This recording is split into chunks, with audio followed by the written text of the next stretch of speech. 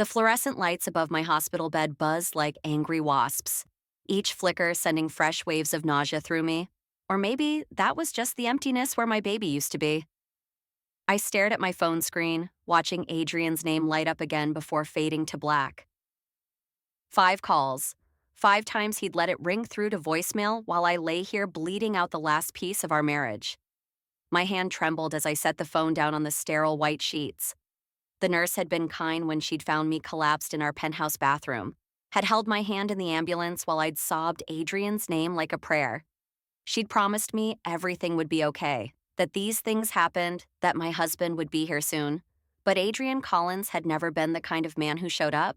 I'd known that for 3 years, hadn't I? Known it every time I'd initiated our conversations, planned our dates, begged for scraps of his attention like some desperate, lovesick fool. I'd known it when he'd finally agreed to marry me after 2 years of relentless pursuit on my part, his voice flat and pragmatic as he'd said, "You love me enough for both of us, Isabella. That should be enough." God, I'd been so stupid. So blindingly, pathetically stupid. My phone buzzed. Not a call this time, just a text. My heart leapt despite everything, some foolish part of me still hoping for concern, for love, for anything that resembled the fairy tale I'd built in my head. "Don't worry too much. These things happen. I'll be back in a few days. Rest up." I read it 3 times, each word landing like a physical blow. "No, I'm sorry. No, are you okay?" Not even a, "I wish I could be there." Just clinical, detached advice delivered from 7,000 miles away in Paris, where he'd been attending some conference I hadn't bothered to research because I'd been too busy planning nursery colors and imagining our future. The door creaked open. My best friend Rachel slipped inside, her scrubs still on from her shift in the pediatric wing. Her eyes went soft when she saw my face. "He didn't pick up," she said. It wasn't a question. "He texted." I held out my phone like evidence in a trial. "He told me to rest up." Rachel's jaw tightened in that way it did when she was holding back words she knew would hurt. She'd never liked Adrian, had warned me from the beginning that men like him, wealthy, handsome, emotionally unavailable, didn't suddenly become capable of love just because someone loved them hard enough. "Isabella," she said carefully, sitting on the edge of my bed, "there's something you need to see." She pulled out her own phone, her fingers flying across the screen. When she turned it toward me, my heart stopped. It was a photo from some gossip site. Adrian in Paris, looking devastatingly handsome in his charcoal suit, his arm around a woman who could have been carved from ivory and ambition. Victoria Chen, his ex-girlfriend, the one he dated before me, the one his parents had paid off to disappear, the one he'd never quite stopped mentioning in that wistful, distant way that had always made my chest ache. But it wasn't just the photo that destroyed me. It was his smile, genuine and warm and everything he'd never been with me. His eyes crinkled at the corners, his whole body angled toward her like she was the sun, and he was finally warm again. "That was posted 3 hours ago," Rachel said softly. "Right around the time you were calling him." I couldn't breathe. The hospital room tilted, and for a moment I thought I might be sick. 3 hours ago, I'd been losing our baby, screaming his name through the pain, and he'd been across the world smiling at the woman he'd actually loved. "The comment section says she just got back to the States," Rachel continued, her voice steady even though her hand gripped mine like an anchor. "Apparently she's been working in Singapore for the past 5 years. People are already speculating about them getting back together." 5 years, the same amount of time I'd loved Adrian, the same amount of time I'd chased him, convinced him to notice me, worn him down with my devotion until he'd finally agreed that marrying me made sense. Practical, convenient, safe. I'd never been Victoria. I'd just been the consolation prize. "Isabella." Rachel's voice cut through my spiraling thoughts. "Dr. Morrison wants to keep you overnight for observation. You need to rest, and you need to think about what you're going to do when Adrian gets back." What was I going to do? What could I do? I'd built my entire life around loving this man. I'd left my job at the art gallery to be available for his business dinners. I'd moved into his penthouse, decorated it to his tastes, learned to cook his favorite meals. I'd transformed myself into the perfect wife for a man who'd never wanted a wife at all. I need to know something, I said, my voice hoarse. About Victoria, about why she left. Rachel hesitated, and I saw the debate play across her face. Whatever she knew, it was bad. Tell me, I demanded. I'm done with half-truths and comfortable lies. Tell me everything. She took a breath. Adrian's parents paid her $2 million to leave. But according to the articles I found from back then, Victoria was the one who approached them. She'd been dating Adrian for 6 months when she got offered a major promotion in Singapore. She went to his parents, said she knew they didn't approve of her family's background, and negotiated a payout to disappear quietly. She took the money and the job. $2 million. Victoria had chosen money and career over Adrian, and his parents had been happy to facilitate her exit. And I'd spent 5 years thinking she was some tragic lost love. Some ghost I could never compete with. She chose to leave him, I whispered. She chose money over him. And now she's back, Rachel said grimly. Older, richer, and probably calculating exactly how to get him back now that she's established herself professionally. The anger that rose in me then was different from anything I'd felt before. Not the hot, desperate rage of betrayal, but something cold and clarifying. Victoria had discarded Adrian when he wasn't useful to her, and now she wanted him back. And Adrian, who'd never loved me, was smiling at her the way I dreamed he'd smile at me for 5 long years. I'd lost my baby today, our baby, and my husband was in Paris falling back in love with the woman who'd sold their relationship for a 7-figure payout. I need you to do something for me, I said, my voice steadier than I'd expected. I need you to find out everything about Victoria's return. Where she's staying, what her plans are, everything. Rachel's eyes widened. Isabella, what are you thinking? I'm thinking I'm done being the pathetic wife who loves too much. I pushed myself up in the bed, ignoring the ache in my body. I'm thinking that I've spent 5 years chasing a man who was never going to love me back, and I'm ready to stop running. Over the next 2 days, Rachel became my spy, my confidant, my co-conspirator.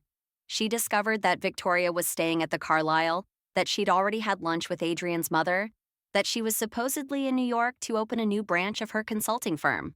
She also discovered, through her network of hospital gossips and society connections, that Victoria had been making very public comments about how she'd never stopped thinking about the one who got away.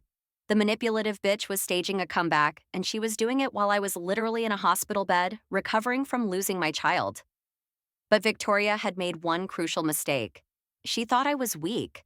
She thought I was the desperate little nobody who'd somehow trapped Adrian Collins into a loveless marriage. She had no idea that losing everything could make a woman dangerous. Adrian finally called on the 3rd day. I was back home, moving through our penthouse like a ghost, touching furniture I'd carefully selected, looking at photos I'd lovingly arranged, seeing all of it for what it was. A shrine to my own delusion. Isabella, he said when I answered, his voice carrying that familiar distance. I'm sorry I couldn't get back sooner. How are you feeling? How am I feeling? I repeated, marveling at my own calmness. I lost our baby, Adrian. How do you think I'm feeling? Silence. Then, the doctor said it's common in first pregnancies. We can try again. We can try again. Like I was a failed experiment he was willing to repeat. Like our child had been a project that didn't work out. I saw the photos, I said. You and Victoria in Paris. More silence, but this time I could hear something shift in his breathing. Guilt, maybe, or just annoyance at being caught. It was a coincidence, he said finally. She was at the same conference. We had coffee to catch up, that's all. That's all, I echoed. You had coffee with your ex-girlfriend while your wife was miscarrying your child, and that's all.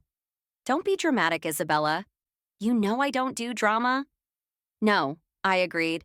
You don't do drama. You don't do emotion. You don't do love. You just do whatever's convenient and expects everyone else to be grateful for the privilege.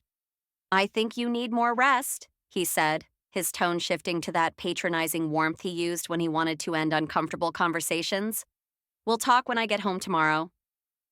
Will Victoria be joining us for that conversation? I asked. Or is she waiting until after the divorce to move into the penthouse? You're being paranoid. I'm being realistic. Finally. I walked to the window, looking out over Central Park, seeing the city I'd ignored while I'd focused all my energy on being Adrian's perfect wife. I know she's here, Adrian. I know she's been having lunch with your mother. I know exactly what's happening, and I'm not going to play the fool anymore. I heard him exhale, sharp and irritated. Fine. Yes, Victoria is in New York. Yes, my mother invited her to lunch. They were always close, and mother wanted to reconnect with her. That doesn't mean anything. It means everything, I said quietly.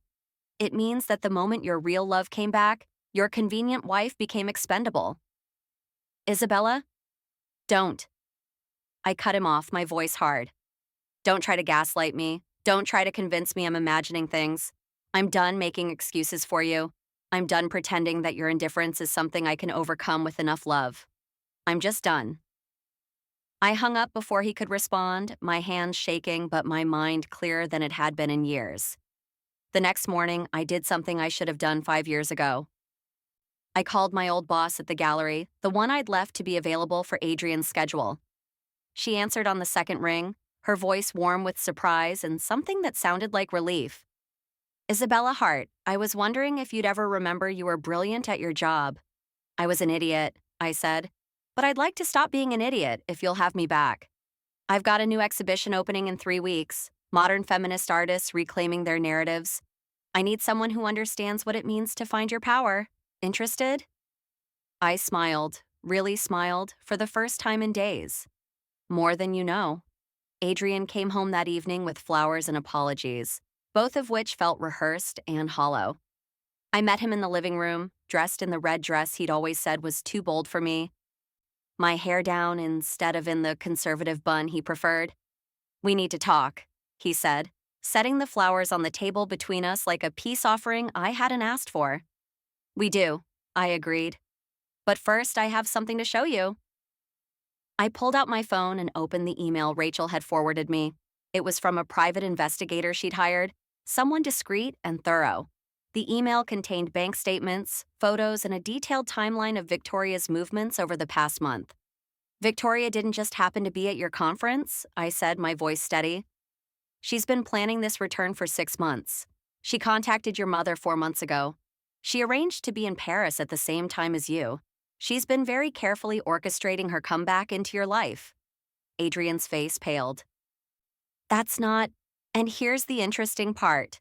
I swiped to another document. She's broke. The consulting firm she supposedly opened, it failed 3 years ago. She's been living off savings and credit, and she's desperate. Your mother didn't tell you any of this, did she? Mother wouldn't. Your mother paid her to leave once, I interrupted. And Victoria came crawling back the moment she needed money again. She's not here because she loves you, Adrian. She's here because she burned through $2 million and needs a new safety net. I watched the realization dawn on his face. Watched him process that his lost love was just another woman using him for financial security, just like he'd accused me of being all those times I'd begged him to love me back. Isabella, he said slowly, I didn't know. You thought she was the one who got away, I finished. You thought I was the desperate nobody who trapped you and she was the sophisticated woman who was too good for you. But we're both just women who saw what you could give us. The only difference is that I actually loved you. I used past tense deliberately and I saw him notice. Loved? He repeated. Yes, loved. Past tense. I set my phone down and looked at him directly, seeing him clearly for maybe the first time. He wasn't the prince I'd built him up to be in my head. He was just a man, a handsome, wealthy, emotionally stunted man who'd never learned to value what he had because nothing had ever cost him anything. I'm not going to beg you to choose me, I continued. I'm not going to compete with Victoria for your attention. I'm not going to spend another 5 years trying to earn love from someone who doesn't know how to give it. I'm going to file for divorce, take what's legally mine, and rebuild the life I abandoned to be your wife. You're upset, he said, falling back on that same patronizing tone. You've been through trauma. Let's not make any rash decisions. I'm not upset, I corrected him. I'm awake, finally, genuinely awake, and I can see that the life I've been living was never mine at all. It was just an audition for a role you never intended to give me. The doorbell rang before he could respond.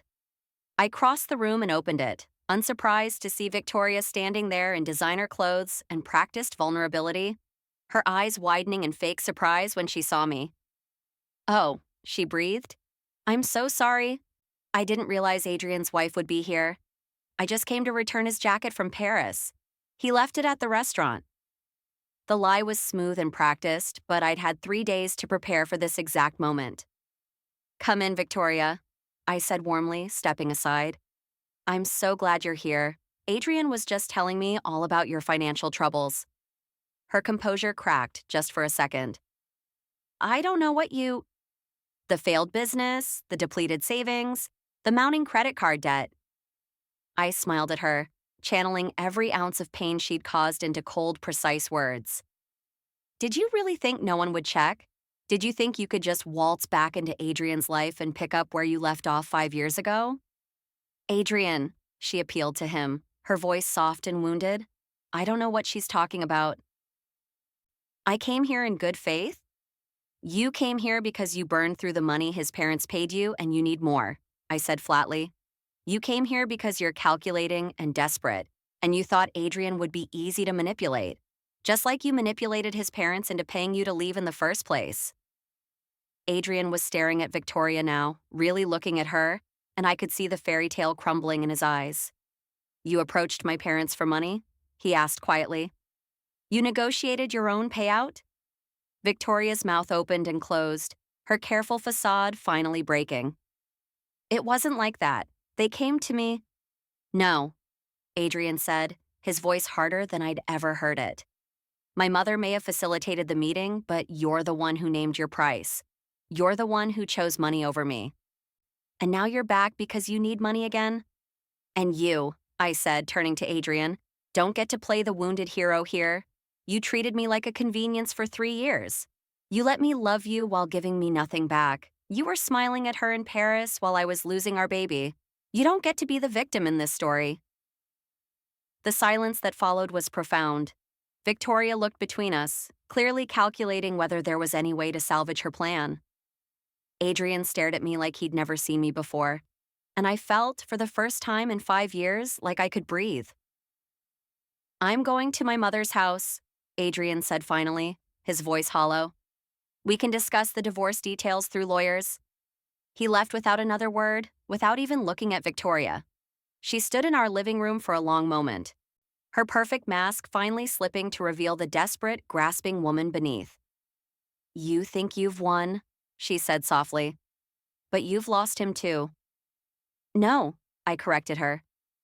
"I've lost an illusion. And that's the best thing that could have happened to me." I walked past her to the door, holding it open in clear dismissal. She left without another word, her designer heels clicking against the marble floor like a retreating army. When the door closed behind her, I stood in the silence of the penthouse I'd decorated, surrounded by the life I'd built on sand, and I laughed. Really laughed. Deep and genuine and free. 3 months later, I stood in the gallery I'd returned to, surrounded by artwork that celebrated women finding their power, telling their stories, refusing to be diminished. The exhibition had been a massive success. Critics praised my curation, my vision, my ability to weave together narratives of strength and survival. Adrian had signed the divorce papers without contest, perhaps out of guilt, perhaps out of understanding that fighting would only expose his own shortcomings. Victoria had disappeared from New York society as quickly as she'd reappeared, presumably to find another wealthy mark to manipulate. And I had learned the most valuable lesson of all, that loving yourself has to come before loving anyone else, that true happiness isn't found in another person's smile, and that the woman who chases a man who doesn't want her will always be running.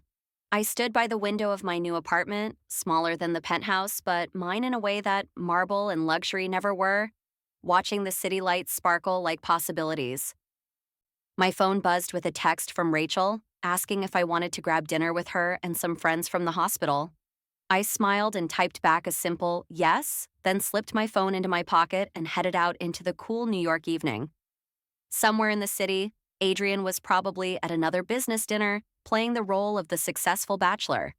Somewhere else, Victoria was probably calculating her next move, her next target, her next attempt to buy security with manipulation. But I was free.